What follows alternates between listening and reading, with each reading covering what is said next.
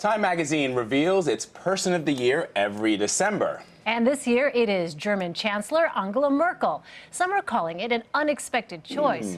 But the magazine's editor says Merkel has led her country and Europe out of at least 3 different crises in 2015. Sam Jacobs, Time magazine's assistant managing editor, is here with us to explain the process. Sam, thanks for being here. Thank you for having me. So, Angela Merkel, explain that choice. I think a lot of people are going to be going unexpected. Yeah, who did people expect this year? I think probably a lot of people would have said al-Baghdadi, the leader of ISIS, or perhaps Donald Trump, even though Time doesn't generally put presidential candidates on. We've never put a presidential candidate on the front of Person of the Year. Usually we wait to see if someone's actually won an office, to see what the voters have said about that person.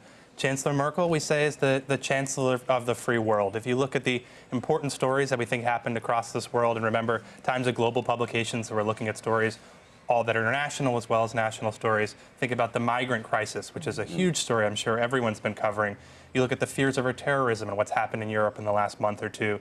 And then you look at what happened to the Eurozone. It's hard to remember, but think back 6, 8 months. We didn't know what was going to happen. Greece might default. There was huge concerns about whether these countries could actually stick together. And I think Angela Merkel held that entire continent together.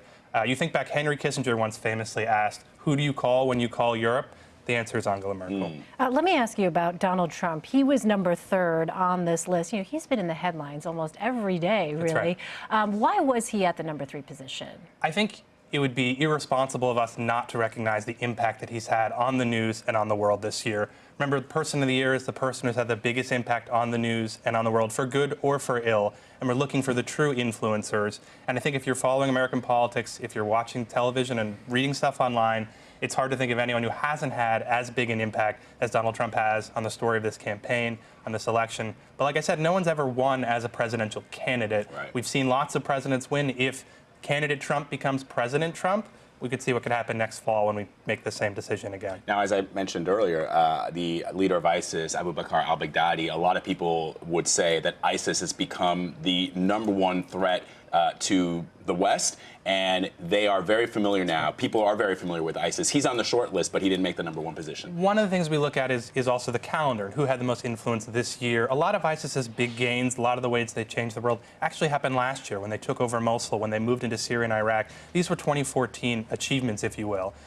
This year, we've seen him solidify control, but it's also hard to say who runs ISIS. It's hard to say that one person is controlling what happens in Egypt and Libya, let alone what happens with 2 people who decide to murder people in the United States in the name of ISIS. So while we recognize his influence, I think journalists and I think the rest of the world still hasn't really figured out what exactly this one man has and what control he has over the world. I thought it was interesting. You conducted a poll on your website and you asked readers to vote on who they wanted to see on the cover. Most of the people chose Bernie Sanders, or he came out on top of that list, I should say, 10%. Explain that. Why wasn't he on the short list then? We saw tremendous support for Bernie Sanders. Ask any Time editor this morning, and our email boxes were flooding with messages from his supporters, most of them very civil, saying, you have to put Bernie Sanders on the short list. I think while we recognize his influence, we put him on the cover this summer. If you were thinking about which American politician had the greatest role on our politics, the greatest influence, I don't think any of us would say it was Bernie Sanders this year. I think, like him or not, Donald Trump is the person who has dictated what our politics has looked like this year. You know, putting aside politics and international global events, geopolitical events, Black Lives Matter, they're #4 on the list. I think for a lot of Americans, that would be one of the biggest news stories of the year, not only the founders of Black Lives Matter, but all the incidences that we've had where that group has been very vocal, has brought these issues that are affecting the African-American community to the forefront. #4. That's right. I mean, ask any city police chief or college president who are the people who are influencing their decisions this year, and I think you have to say that Black Lives Matter activists have had a role. Look at Missouri, look at Chicago, look at all these places where activists have changed who's in power, have changed how institutions run. I think this was the year we really saw what was a very organic movement coalesce into something that's changing our politics from the presidential candidates down to city government. Although, interestingly enough, very rarely is it brought up in the GOP debates, that issue of Black Lives Matter. It doesn't get addressed as much, so it's great that, or it's interesting that you guys put it as #4. But I think when the candidates have to talk about policing, which you see everyone from Chris Christie to Donald Trump talking about the role of the police, that's in reaction to this conversation that the Black Lives Matter activists have started. All right, Time Magazine assistant managing editor Sam Jacobs, thank you so much. Thank you.